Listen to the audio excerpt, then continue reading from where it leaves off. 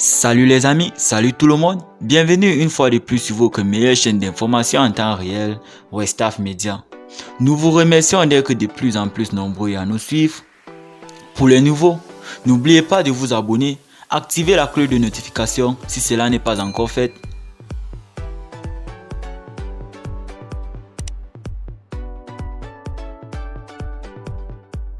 Et nous tenons à vous rappeler que les images utilisées dans nos blogs d'information sont à titre illustratif. Donc, veuillez être courtois dans les commentaires afin de ne pas couvrir vos commentaires supprimés. CEDEAO s'étonne de la prorogation de la transition au Mali avant son sommet du 3 juillet.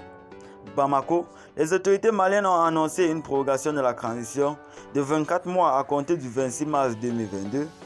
Cette décision n'a pas reçu l'assentiment de la CEDEAO qui dit néanmoins en avoir pris acte. On peut déjà deviner le principal sujet qui sera à l'ordre du jour du prochain sommet de la CEDEAO, prévu le 3 juillet prochain, la décision de la prolongation de la durée pour la junte militaire au pouvoir à Bamako. La durée de la transition au Mali est fixée à 24 mois. Pour compter du 26 mars 2022, conformément à l'article 26 de la loi portant révision à la charte de la transition, indique un décret signé par le président de la transition, le colonel Assimi Goïta, le lundi 6 juin dernier.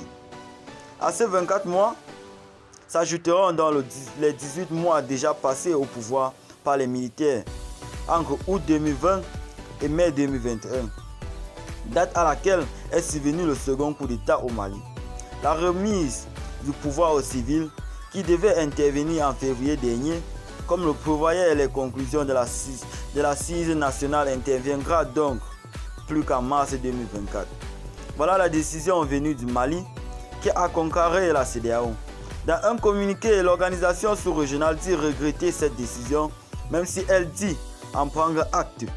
La CEDEAO regrette que cette décision ait été prise à un moment où les négociations se déroulent encore. En vue de prévenir un consensus, lit-on dans la note officielle. Cependant, le médiateur de la CEDEAO poursuivra l'échange avec les autorités du Mali en vue de prévenir un chronogramme mutuellement acceptable de la transition permettant d'assurer un soutien de la CEDEAO, indique la même source. Le 4 juin dernier, lors d'un sommet extraordinaire à Accra, encouragé par le Niger, le Sénégal, le Ghana, le Nigeria et la Côte d'Ivoire, partisans d'une ligne dure, la CEDEAO avait maintenu ses sanctions contre le Mali. Il s'agit notamment de l'interdiction des voyages, le gel des avoirs financiers des autorités de la transition du Mali et la fermeture des frontières aériennes et terrestres. Une position que ne partage pas forcément le Togo, plus modéré et qui a l'oreille de l'homme fort de Bamako.